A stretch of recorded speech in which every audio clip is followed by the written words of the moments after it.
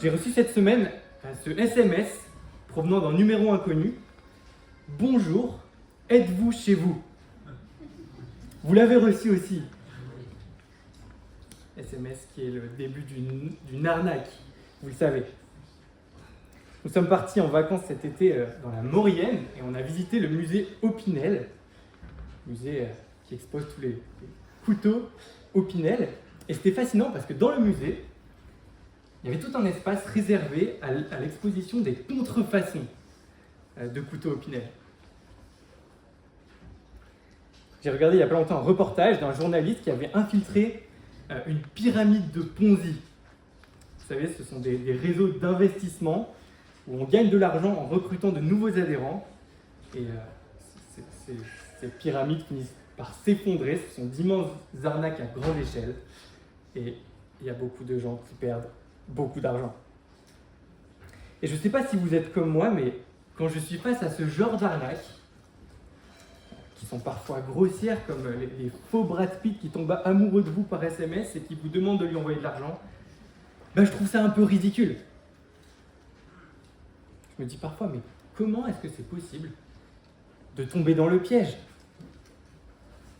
Mais le texte qu'on va méditer ensemble ce matin, qui se trouve en Proverbes chapitre 9, qui est le dernier de notre série dans les Proverbes, ce texte nous révèle qu'on est en fait tous en train de se faire prendre dans le piège des contrefaçons.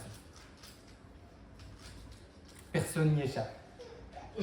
Chers amis, vous êtes actuellement en train de croire et de vivre conformément à une arnaque sans même vous en rendre compte. Comment c'est possible? C'est ce qu'on va découvrir en lisant le texte de Proverbes chapitre 9. Mais avant ça, j'aimerais simplement prier. Père éternel, nous sommes reconnaissants pour ta parole, qui est une lumière sur notre sentier, une lampe à nos pieds. Et nous voulons te demander, Seigneur, maintenant, d'illuminer les yeux de notre cœur, pour que nous puissions considérer avec foi cette parole, qui est la très sainte règle de vie et de foi pour nous, et qu'on puisse voir chacun d'entre nous là où nous en sommes, ce qu'elle a à nous dire ce matin. Amen. Je lis maintenant Proverbes chapitre 9. Donc si vous avez une Bible, c'est juste après le livre des psaumes, donc à peu près à la moitié de la Bible. Et je lis le chapitre 9 en entier du livre des Proverbes. La sagesse a bâti sa maison. Elle a taillé ses 7 colonnes. Elle a égorgé une bête, mêlé son vin et dressé sa table. Elle a envoyé ses servantes. Elle crie sur les points culminants des hauteurs de la ville. Quiconque est stupide, qu'il fasse un détour par ici. À celui qui est dépourvu de sens, elle dit « Venez, mangez de mon pain et buvez du vin que j'ai mêlé. Abandonnez la stupidité et vous vivrez. Dirigez-vous dans la voie de l'intelligence. Celui qui corrige le moqueur s'attire le dédain, et celui qui reprend le méchant reçoit un outrage. Ne reprends pas le moqueur de crainte qu'il ne te haïsse. Reprends le sage et il t'aimera. Donne au sage et il deviendra plus sage. Donne la connaissance au juste et il augmentera son savoir. Le début de la sagesse, c'est la crainte de l'Éternel, et la connaissance des saints, c'est l'intelligence. Car par moi, tes jours se multiplieront, et les années de ta vie s'augmenteront. Si tu es sage pour toi. Si tu es moqueur, tu en porteras toi seul les conséquences. La femme insensée est bruyante, stupide et n'y connaissant rien. Elle s'assied à l'entrée de sa maison, sur un siège dans les hauteurs de la ville, pour crier aux passants qui vont droit leur chemin. Quiconque est stupide, qu'il fasse un détour par ici. À celui qui est dépourvu de sens, elle dit « Les eaux dérobées sont douces, et le pain qui est caché est agréable. » Et il ne reconnaît pas que là sont les défunts, et que ses invités sont dans les vallées du séjour des morts. Jusqu'ici la parole de notre Seigneur. Alors la structure de ce chapitre 9 du livre des Proverbes est très simple. On a 3 blocs de 6 versets chacun. Et ces 3 blocs forment ensemble un sandwich. On a les deux tranches de pain, au début et à la fin, qui sont construites pareil, avec plein de ressemblances. Et au milieu, on a la tranche de jambon ou la feuille de salade, c'est comme vous préférez. Alors je vous propose de découvrir d'abord les deux tranches de pain, et puis ensuite d'ouvrir le sandwich pour voir ce qu'il y a à l'intérieur. Dans le premier bloc de 6 versets, on a la présentation de la sagesse, qui est personnifiée. Ça, c'est juste un procédé littéraire qui permet de rendre le texte un peu plus intéressant. Au lieu de dire un peu en mode dictionnaire, sagesse, 2 points, idéal de vie proposé par la doctrine morale de la Bible, qualité de quelqu'un qui fait preuve d'un jugement droit, sûr, averti dans ses décisions et ses actions, au lieu de faire ça, l'auteur nous décrit la sagesse sous l'apparence d'une femme et nous parle de sa vie. Ça, c'est pas nouveau, on voit ça constamment dans les proverbes, et si vous voulez mieux comprendre cette personnification, je vous invite à écouter ou réécouter les dernières prédications sur la chaîne YouTube de l'Église. Mais pour résumer, cette femme, en fait, c'est une image vivante des paroles de Dieu.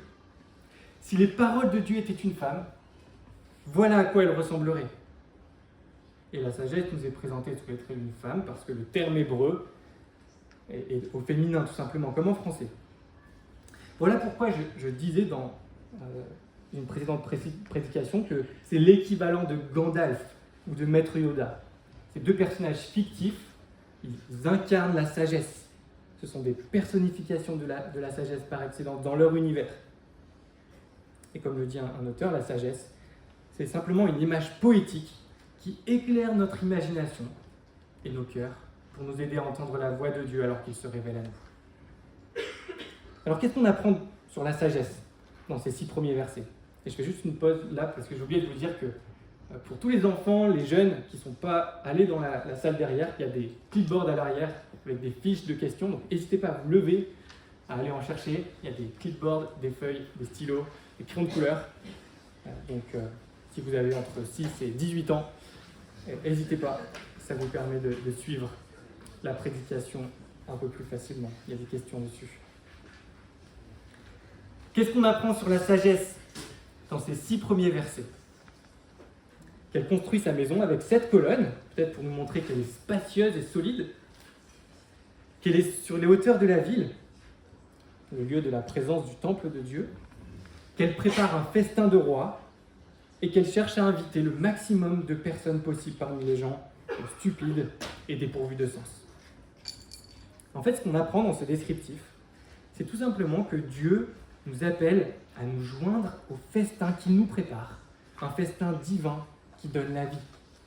C'est un appel à la conversion, au changement de voie. C'est un appel pour tous ceux qui sont stupides, c'est-à-dire qui reconnaissent leur façon insensée de vivre et leur besoin de secours. Pourquoi est-ce que je peux affirmer cela? Eh bien parce que c'est ce qu'on voit dans toute la Bible, à de nombreuses reprises, quand il est fait mention d'un festin. En Exode, chapitre 24, quand Dieu fait alliance avec son peuple, Moïse et les responsables du peuple montent sur les hauteurs, sur la montagne, et ils mangent et boivent. En Ésaïe 25, Alex l'a vu tout à l'heure, on découvre que l'Éternel fera pour tous les peuples, sur une montagne, un festin de mets succulents de vieux vins, et qu'il anéantira la mort pour toujours. En Ésaïe 55, Alex l'a vu aussi, on entend Dieu appeler tout le monde, tous ceux qui ont soif et qui ont faim, à venir manger et boire. Et cet appel se termine en disant « Je conclurai avec vous une alliance éternelle ». En Apocalypse 19, on voit qu'une foule nombreuse s'est réunie pour venir aux noces de Dieu. Et qu'est-ce qu'on fait dans une noce, dans un mariage? On mange et on boit. En fait, dans Proverbe 9, on entend tout simplement l'invitation de Dieu à entrer en alliance avec lui, en rejoignant son peuple. On a ce même refrain, ce chemin récurrent. Venez, mangez et buvez. Et on va revenir sur cette invitation, mais j'aimerais d'abord qu'on regarde l'autre tranche de pain du sandwich. Je ne sais pas ce que vous vous êtes dit quand on a lu les 6 derniers versets, mais ils ressemblent beaucoup aux 6 premiers versets, n'est-ce pas? En fait, ce passage est un appel de la folie, qui est l'opposé de la sagesse. Ce passage, c'est un peu la symétrie, le miroir des 6 premiers versets. La folie est située aussi sur les hauteurs de la ville, au même endroit que le temple de Dieu, mais c'est aussi l'endroit où étaient les temples des idoles dans le Proche-Orient ancien. Et la folie fait exactement la même chose que la sagesse. Elle crie, et elle crie le même discours, mot pour mot. Je ne sais pas si vous avez remarqué ça. Regardez verset 16. Quiconque est stupide, qu'il fasse un détour par ici, à celui qui est dépourvu de sens, elle dit.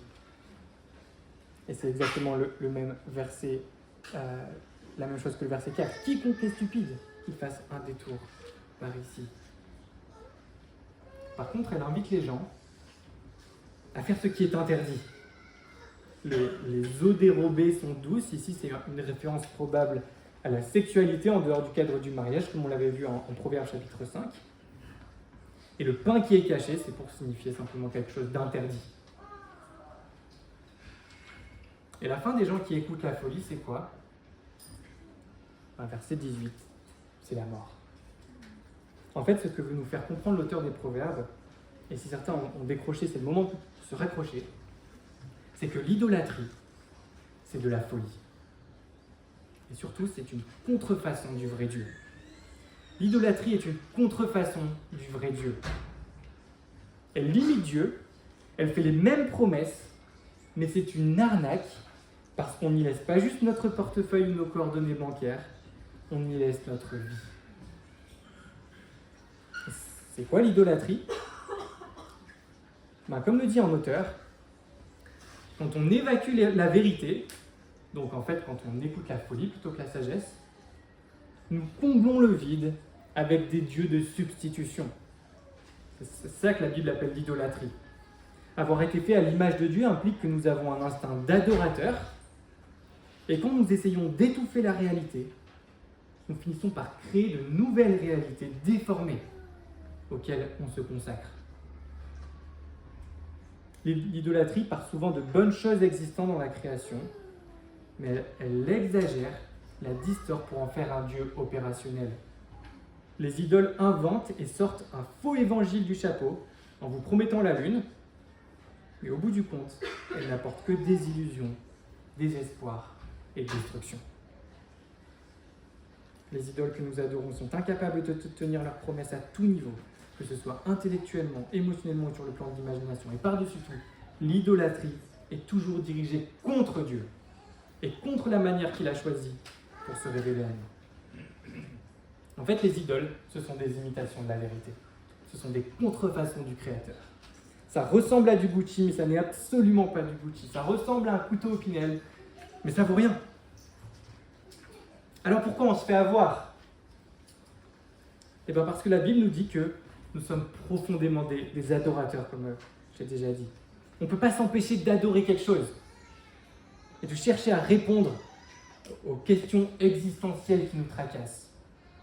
Et il se trouve que, de la même manière que les piqûres de moustiques nous démangent, on est tous constamment préoccupés par les mêmes questions. Et c'est vrai qu'on soit chrétien, athée, agnostique, musulman, juif, bouddhiste, ou ce que vous voulez. Et on peut réunir ces questions en 5 grands thèmes, 5 boutons de moustiques que l'humanité ne peut pas s'empêcher de gratter depuis toujours. Ces 5 questions sont les suivantes. Comment faire un lien avec les autres ? Comment faire partie de quelque chose qui nous dépasse ? Comment devrais-je vivre ? Quelle norme est-ce que je dois suivre pour vivre ? Comment trouver la délivrance face à nos problèmes ? Comment contrôler notre vie ? C'est la question du destin. On veut trouver un moyen d'être aux commandes. Et comment accéder à l'éternité ou à une puissance supérieure ? Vous et moi, nos collègues, les membres de nos familles, les nouveaux camarades de classe que vous aurez demain, on cherche tous des réponses à ces questions, qu'on le veuille ou non, on ne peut pas y échapper. Et on y trouve des réponses, soit en allant vers le Dieu de la Bible, vers la sagesse, soit en allant vers les idoles qu'on se construit, c'est la folie, qui propose des réponses à ces mêmes questions et qui sont des imitations de Dieu. Alors pour vous donner un exemple, j'aimerais prendre une seule question, celle de la délivrance. Et j'aimerais vous montrer comment certaines idoles de notre culture environnante essaient d'y répondre, et comment l'Évangile, par opposition, y répond de façon bien plus satisfaisante. Comment on découvre les idoles de notre culture? Tout simplement à partir des productions culturelles que nous faisons. Les films, les livres, la musique, les traditions, les habitudes de vie, etc. Et moi, encore une fois, pour être le plus simple possible, je vous propose de partir d'un seul exemple. C'est un film qui révèle comment une partie de l'humanité répond à la question, ou cherche à répondre à la question de la délivrance. C'est parti? Alors, est-ce que vous connaissez le film Don't Look Up? Est-ce que, par levée de main, vous pouvez m'aider à savoir à peu près qui connaît ce film dans l'assistance? Don't Look Up. Ouais, petite moitié de l'assistance. C'est un film que j'ai dû visionner récemment dans le cadre de mes travaux de recherche de master. Et l'histoire du film est super simple. Il y a une comète qui se dirige droit vers la Terre et qui va la détruire. Les scientifiques qui l'ont découvert essaient d'alerter les autorités publiques et les foules, mais ça ne marche pas. Et ce film, c'est une sorte de satire de notre monde occidental, avec des scientifiques qui alertent sur le désastre environnemental. Et le film cherche à critiquer l'indifférence, la cupidité et le cynisme face aux urgences planétaires. C'est un appel à la lucidité et à l'action. Et ce film pose une question assez simple. Quelle porte de sortie, quelle délivrance pouvons-nous trouver face à l'immense catastrophe écologique qui nous attend? Et peut-être c'est une question que certains d'entre vous se posent aussi. En tout cas, c'est une question que beaucoup de gens de ma génération se posent. Et voici la réponse que ce film donne à cette question. Si nous continuons à ignorer la science et à privilégier le court terme et l'argent, nous allons droit à la catastrophe. Ce film essaie de mettre en avant le fait que la délivrance, le salut de l'humanité, se trouve dans le discours scientifique, en nous accusant de préférer soit l'argent, soit la technologie, soit le pouvoir, soit le divertissement ou le déni. Alors on peut se dire que c'est très pertinent comme message, n'est-ce pas? Mais le truc, c'est que ce film dévoile une vision du monde, une histoire qu'on se raconte et qui donne un sens au monde. Et cette histoire ou cette idole, c'est que la vie est ce qu'il y a de plus précieux. C'est ce à quoi nous tenons le plus. Et la crise environnementale est le plus grand problème de l'humanité parce qu'elle menace notre plus grand bien, la vie. Voilà comment certains tentent de répondre à l'une des questions existentielles qui les démangent sans arrêt, la question de la délivrance. Problème. C'est une contrefaçon de la vérité. Ce n'est que de l'eau et du pain, ce n'est pas de la viande, du vin et un festin de roi. Et si je peux dire ça, c'est que, oui, bien sûr, c'est vraiment une bonne chose de prendre soin de la nature. Et dans ce sens-là, le message du film est conforme au message biblique. Il faut prendre soin de la création de Dieu. Mais est-ce que c'est vraiment la délivrance? Est-ce que c'est vraiment la porte de sortie ultime? Est-ce que c'est la solution à la mort, au mal, à la souffrance, aux injustices et aux guerres?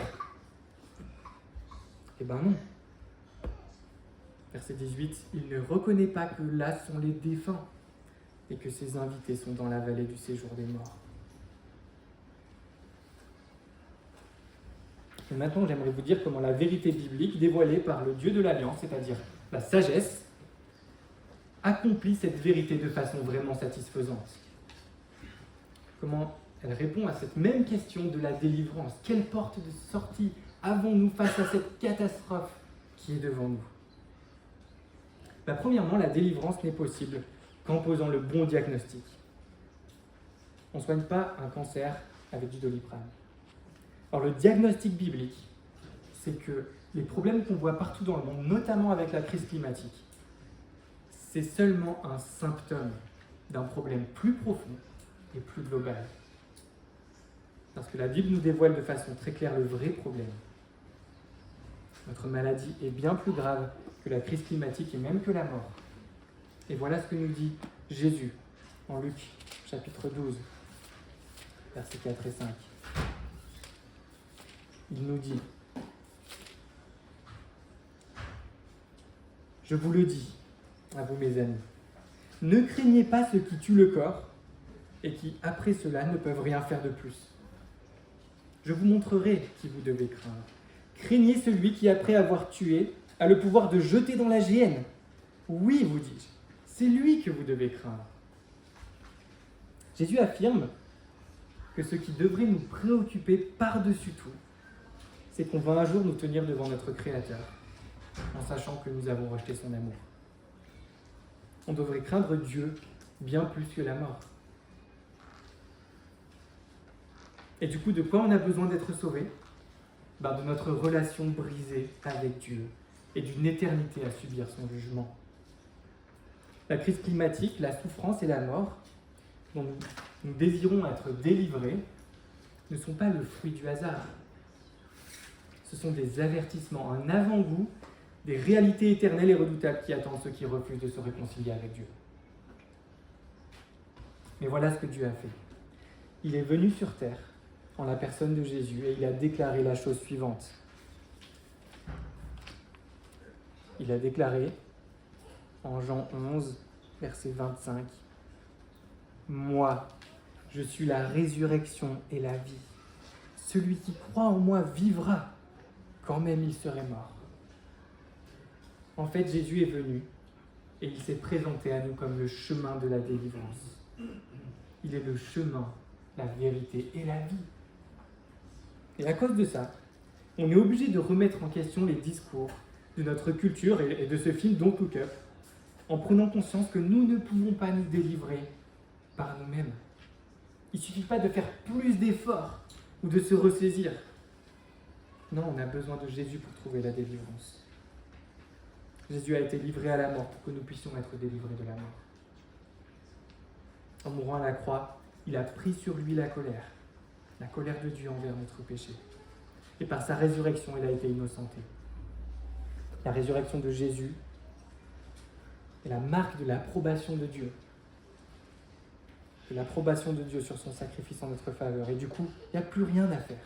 Tout est accompli parce que la résurrection de Jésus est la garantie de notre propre résurrection. Jésus a vaincu et détruit notre plus grande peur. Et on peut désormais vivre le pardon, la liberté vis-à-vis de notre honte, et on peut avoir la joie de la réconciliation avec Dieu et avec les autres. Alors oui, on continue d'expérimenter la souffrance et la mort.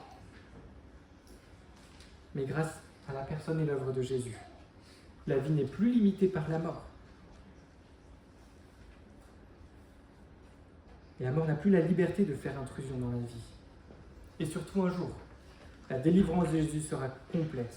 Notre monde sera sauvé et renouvelé. Et il n'y aura plus ni deuil, ni mort, ni cri, ni douleur. Voilà comment Jésus répond de façon vraiment satisfaisante à la question de notre délivrance. Et si vous êtes chrétien ce matin, sachez que les non-chrétiens qui sont autour de vous cherchent une réponse à cette question. Et vont peut-être trouver dans une idole une contrefaçon de la sagesse. Et peut-être que la meilleure preuve d'amour que vous pouvez leur faire, c'est de leur montrer avec bienveillance que c'est de la folie. Et de leur montrer comment l'évangile de Jésus-Christ accomplit vraiment et pleinement leur délivrance. Et si vous n'êtes pas chrétien ce matin, quelle réponse donnez-vous actuellement à cette question de la délivrance ? Réfléchissez à la réponse que Jésus donne.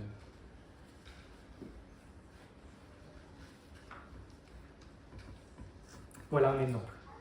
Un exemple d'idole qui nous appelle, qui nous fait la même promesse que le Dieu de la Bible, mais qui n'en est qu'une contrefaçon.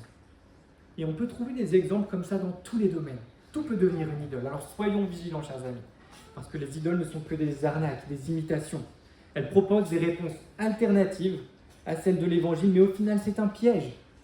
Et je vous invite à analyser par vous-même de façon intentionnelle les messages envoyés par les idoles de notre monde. On a facilement tendance à croire, parce que les idoles sont des imitations de Dieu. On ne peut pas se contenter juste de vivre, de faire défiler notre fil sur les réseaux sociaux, de regarder la télé ou Netflix sans réfléchir. On doit prendre le temps de chercher quelle vision du monde est communiquée, pour ne pas tomber dans leur piège. Et encore une fois, il Il y a plein de choses bonnes et vraies dans ces productions culturelles. Mais il faut toujours garder un esprit critique et chercher quelle vision du monde est communiquée. Est-ce que la promesse qui nous est faite ici n'est pas surréaliste et ne cherche pas à prendre la place de l'Évangile? Alors très concrètement, comment faire? Comment faire pour suivre le bon chemin, la voie de la sagesse? Eh bien, c'est la feuille de salade qui nous dit la partie centrale de notre sandwich, et on va terminer avec ça très brièvement. Dans cette partie centrale, on découvre essentiellement 3 pistes.